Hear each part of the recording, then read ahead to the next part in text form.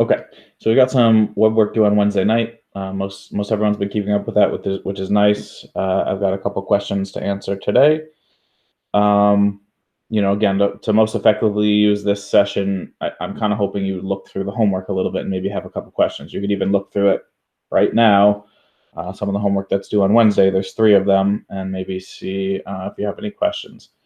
Our course has basically been boiled down to doing the homework and then taking some tests. That we're not doing any quizzes, we're doing fewer tests, there's less in class, obviously no in class, like problem sessions. And so this is your opportunity to really get the help you need, or one of the best opportunities. I know it can be hard getting help from tutors and things, and so you should kind of think about this as a good opportunity. Anyway, that's my spiel. I'd also just like to remind you we're going to have our second test on trigonometry. So that'll be on Thursday, the 23rd. We'll do it in class, just kind of like this, except everyone will have their cameras on, and I'll sort of proctor you remotely, and I'll email the test out. More information about that later, but all the topics and practice problems are on Blackboard. And so if you have specific questions about it, I'm happy to talk about it, but I'll tell you more about like the process and everything. And I'm actually doing a test in my linear algebra class next Wednesday. And so that'll be the guinea pig for me for a first remote test. So I'll learn more about how it works next Wednesday and be able to give you some more info.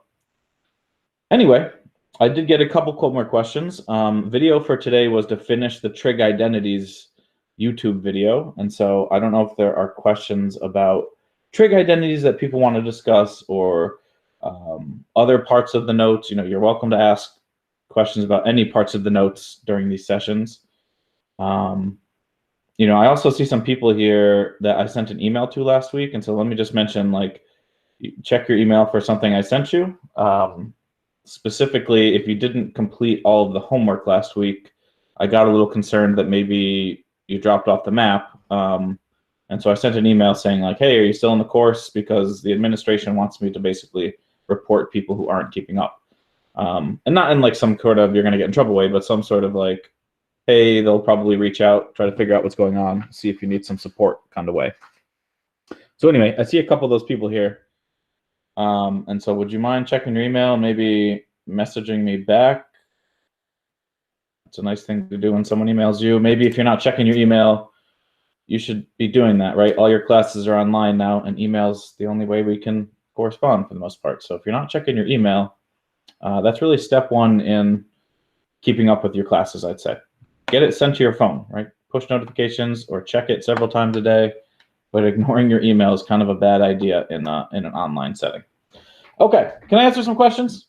What do you guys want to talk about? I've got a homework question, but I'd rather talk about the notes first. Is there any questions about the notes? Anything in the notes that people want me to go over? Anything from trig identities or anything in the trig section? We're going right to page 69 on, you split that problem into 2.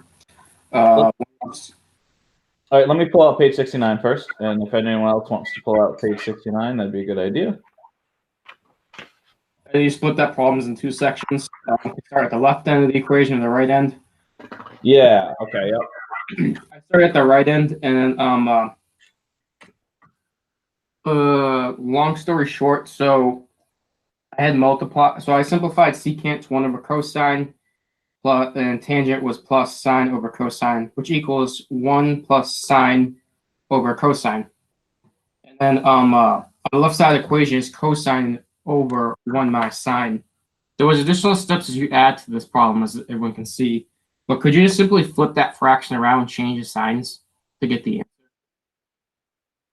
So like you're talking about going from right here to right here.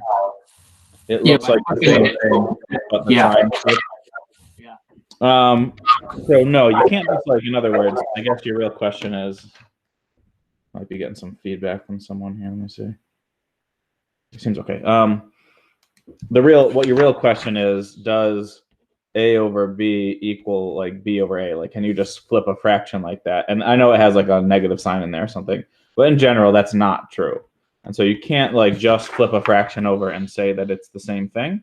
And so instead, this particular method that you're pointing out is multiplying by the conjugate. So this thing that I'm boxing in right now is the conjugate divided by the conjugate. And by conjugate, I mean the conjugate of this. So you take exactly what you had and then you switch the plus or the minus sign in between it, and then it becomes the conjugate. And what part of the video talked about is when you multiply the conjugates together, in that case, you get cosine squared. So I'm not showing the work on this page because it was done earlier in the section. But to answer your sort of your basic question, no, you can't just like flip the fraction and say it's the same. You had to like manipulate this thing and change it into what you're trying to show. And so maybe let me also just say for anyone else who's not following this because you're not sure what the question is, this is on page 69, and what we're trying to do is show, and what you're trying to do in any trig identity is show what you're given. So you're trying to start with one of these two sides and transform it into the other side, right? And so what I think maybe that was Cameron who was talking about. What we did in this particular problem is we started with either side and transformed it into the other. So on this one, I started with the left-hand side. See that's the left-hand side. And then the last thing I wrote down was the right-hand side. And so I started with the left, did some algebra and substitutions, and transformed it into the right. I just want to be clear about that because sometimes people get lost about like what the point of these things is. That's the point. You're trying to start with one side and transform it into the other. And then the bottom half of the page is doing the opposite. So it's starting with the right-hand side, again, doing some substitutions and things like that over here, some algebra, and then transforming it, right? The last thing you write down is the left-hand side. And so it goes either way. And the recommendation I make in the videos is to start with the more complicated side. And it wasn't super clear in this problem which the more complicated side was, and so we just did it both ways. So that was just kind of like a little summary of that specific problem. Like, I'm happy to walk through some of these if people want. Like, I really didn't see how you did that one. Like, I could just start on a new piece of paper and just redo it. I actually have all the blank notes with me.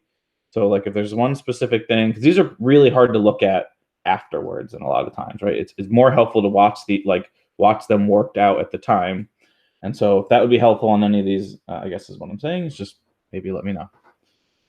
So anyway, I hope that was a long-winded answer there, but are there other questions about this one?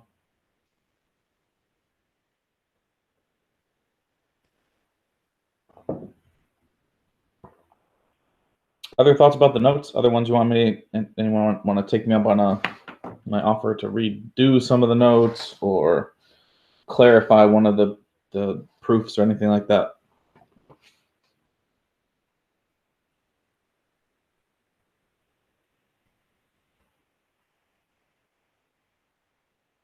These identities can be tricky, but if you do watch the videos and you do try some, they're the kind of problems that can almost become fun sometimes. You're kind of like little puzzles, and they're the kind of problems that like make you feel good when you get the answer, and you kind of know you get the answer because if you're able to transform one side into the other, you did it correctly.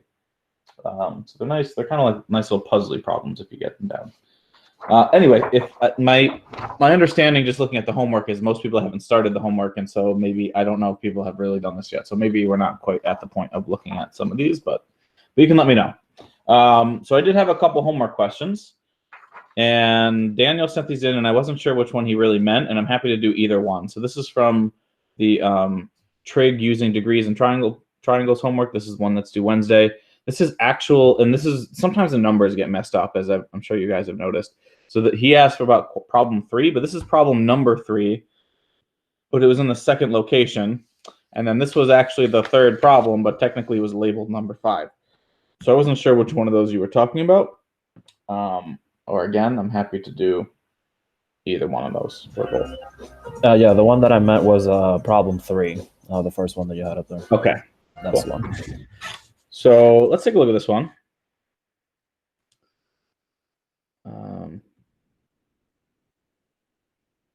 And so again, you can pull this up on your computer if you can't read it, or I'm happy to read it if I don't know how visible it is. But this is problem number 3 from the degrees and triangles problem. And it says, we're trying to figure out what quadrant each one of these things is in. And 1, 2, 3, or 4. So you enter 1 for 1, 2 for 2, 3 for 3, or 4 for 4.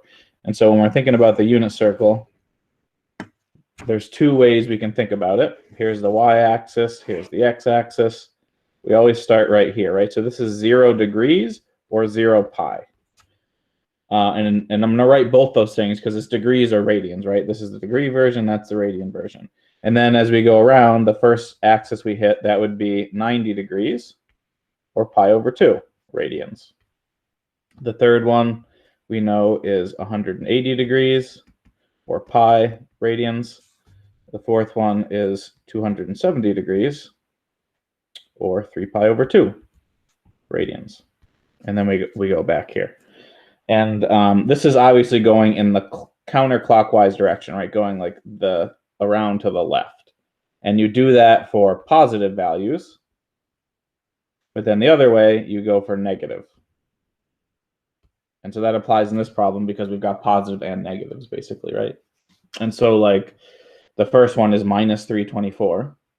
And so minus 324 would be going 324 degrees, but going in the clockwise direction. And so each quarter is 90, right? And so this would be minus 90, minus 180, minus 270. And then if we went all the way around, that'd be minus 360. And so it's somewhere between 270 and 360. And so, you know, minus 324 is somewhere in this quadrant. I'm not even going to label where it is, but it's somewhere over here. And so this would be quadrant 1. All right, that's kind of how we're thinking about these things. I'll just do maybe one more, right? Minus 3 degrees is going in the clockwise direction, but just a little bit, just 3. So that's between 0 and 90, right? So we'd be going down just a little bit. And so minus 3, sorry, this is minus 324. Minus 3 would be over in that quadrant somewhere, and that's quadrant 4. And so that's how we're kind of thinking about that one. And I'll let you fill in the other ones. These are the positive ones. And so instead of going down, right, we'd be going up around that way. I don't know if there was a problem with maybe going clockwise versus counterclockwise on that one, or if you want to clarify something about that, Daniel, or anyone else, but go ahead.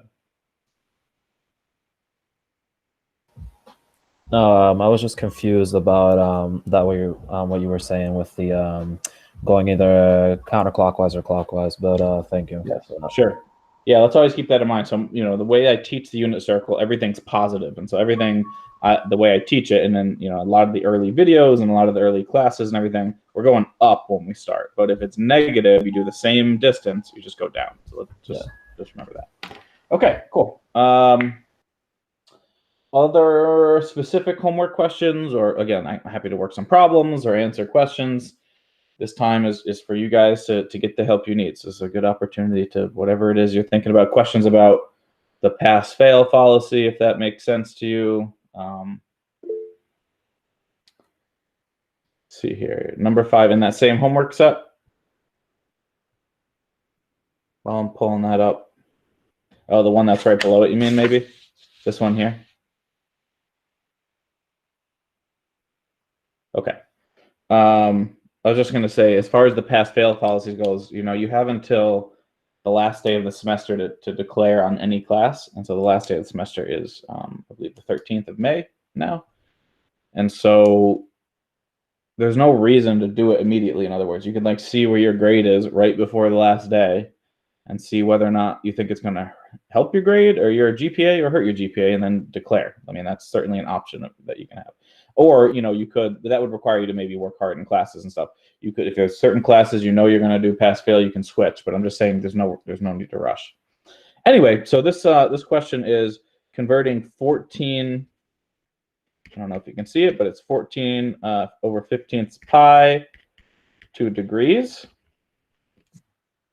And then the second one is going changing a degree into radians, and the second part is minus 677 degrees to radians.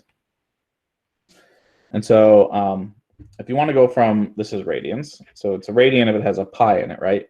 And so if we want to get rid of a pi and we want to end up with something with degrees, you take what you're given and you want to cancel the pi out, so that means you're going to divide by pi. And then you want it to end up with degrees. And so that's why you want to have 180 degrees in the numerator here. And so that's how you convert between radians to degrees. You multiply by 180 over pi. And then you would simplify this down. And so the pi's cancel. And then you would have 14 times 180 over 15. And that's going to be some degree. And you would just simplify that fraction. Or not, like if this is a Weber problem, you could just enter that right into that spot and it would take it. I think most of the time. Sometimes it wants you to reduce a fraction, but I think in that case it would. And if you want to go the other way, if you want to go from degrees to radians, right? So you start with minus 677 with a degree. So you want to get rid of the degree.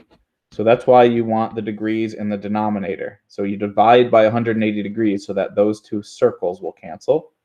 And then you want your answer to have a pi. And so the pi stays in the numerator, right? So you just switch this fraction, in other words, to go the other way. And so then, again, the degree signs cancel out, and then you would have minus 677 pi over 180. And you could simplify that down if you wanted to, but again, usually it'll just take that right in the box.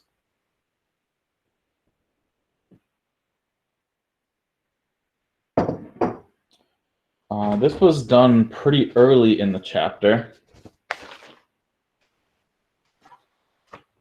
I do this on page 42 of the notes. And so maybe I'll just make that note in case you want to double check where this is.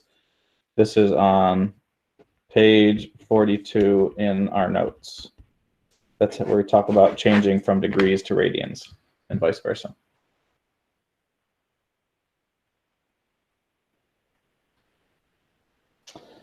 Other thoughts or questions? So this question is just in this section because this section deals a lot with like triangles, right? The SOHCAHTOA things, which usually have degrees. And so it's just kind of reminding you about going between degrees and radians and how those are comparable before you do a bunch of things with just degrees in it. That's why these kind of questions are in there. But then as you kind of move forward, just kind of looking through the problems here. Yeah, they end up being like SOHCAHTOA problems after that.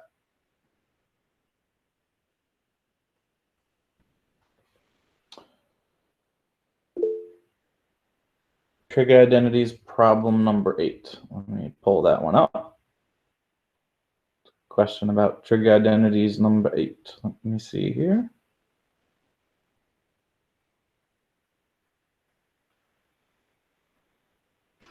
Okay, so I'm going to just flip this page over.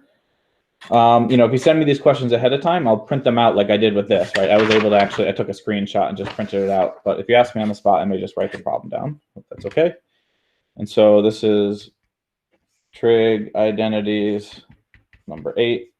And it says, if sine of t over sine of t plus cosine of t equals tangent of t over a plus tangent of t,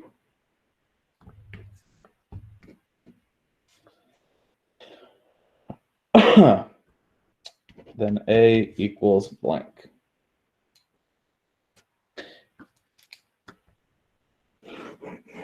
That's where you want to enter stuff in.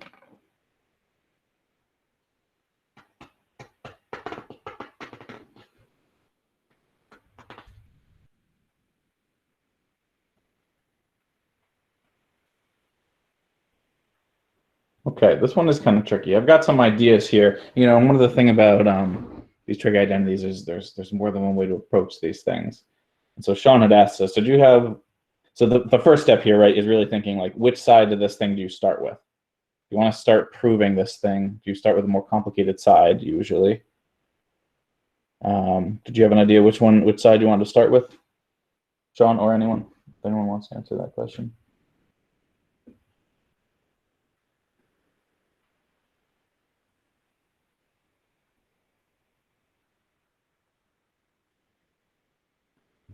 So Sean says, doesn't matter. I would argue it kind of does matter, though, because if you tried to start with this left-hand side. Okay, so let's start there. There's nothing to cross multiply. So the way you prove a trig identity is you start with one side and you transform it into the other one. So it sounds like you're trying to maybe start with this equal sign, and then you're trying to solve for a, I guess is what you're trying to do. So that's okay, we could do it that way. I'm going to do this one 2 ways. I hope this will be informative. I don't know if there'll be enough room here, but I'm going to try doing it 2 ways. Method 1 let's try to solve for A. Sounds like that's what maybe Sean was thinking, and that seems like that would work. The real thing that I was sort of originally thinking, which I think is the intention of this problem, is to prove the identity. And so I think either one of those might work. Let's try what Sean said. So let's write the equation down.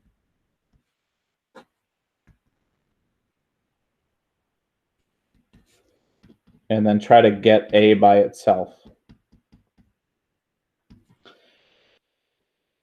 And so Sean suggested cross multiplying, which would work. So if we go like this and we go like that, we cross multiply. That would be a way to get, we're trying to get A by itself, so trying to get it out of the denominator. So that would be a good start. And so that would look like this. Sine times A plus tangent. Oops, I didn't mean to put that as a fraction. Equals tangent times sine plus cosine.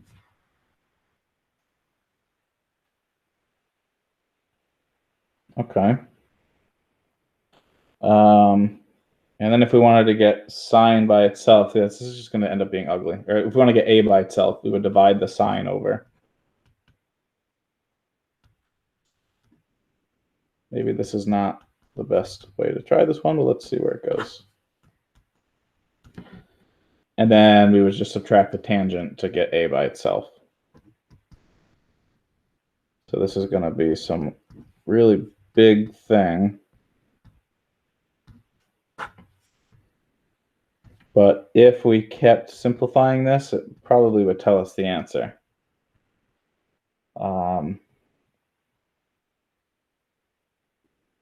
Yeah, this is interesting. So if we simplify this down, it would tell us what the final answer is. So I'm going to maybe leave this one for right now because I don't think this is sort of showing that's not the right answer. Let me try to just prove the identity and see if we can get it that way. Let's see if someone wrote something in the chat here. Oh, nothing new. Okay. If we just tried to prove the identity, I would suggest starting with the tangent side because that looks like the more complicated side. And also, we know that we can take tangent and change it into sine over cosine, right? So the way you always do these proofs is you change everything to sines and cosines. So these tangents we can change into sine over cosine. And so this is, I'm going to drop the t's here just for the sake of writing. So it's sine over cosine divided by a plus sine over cosine. And so I think this is going to go somewhere a little bit quicker.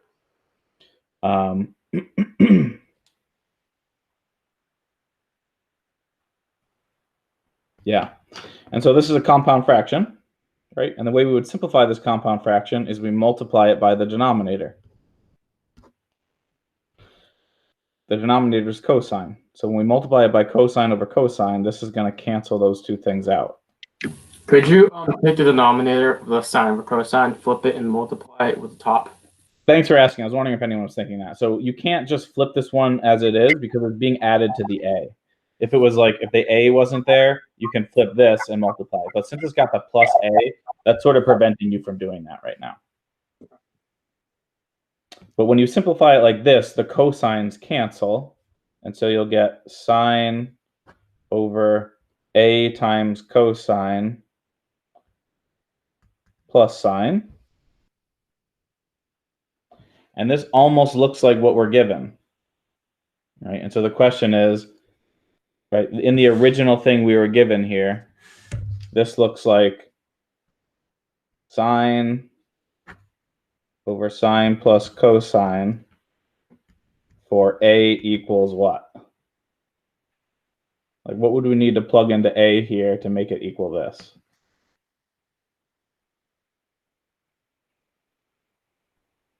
Minus a. Say it again. Minus a, or no? So you can see like this is the exact same as this, except that the thing in front of the cosine is a 1. In other words, if I plugged in a equals 1 into this a, these two things would be the same.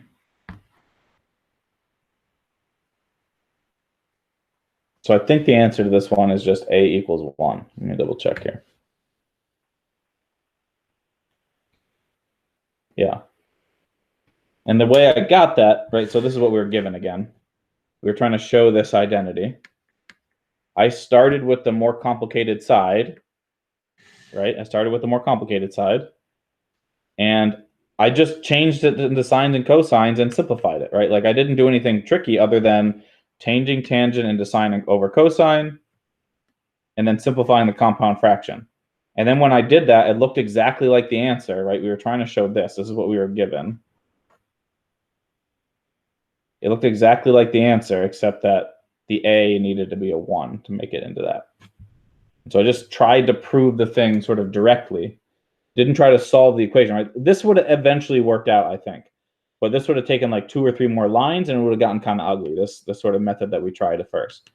But if you just try to prove the identity directly, you get there a little bit quicker. And this one, I think this is a pretty tricky one. I will acknowledge that. Trying to look through some of the other ones. I think this one looks like one of the more complicated ones. Maybe it's at least, I don't know. I'm happy to do others. These get a little bit tricky. We still have tomorrow to talk, and so you know, if you're sort of sitting there like, wow, this looks confusing, I would definitely try some of these so that we can look at more of them tomorrow, or we can look at more now too. Other thoughts? Other questions about other problems?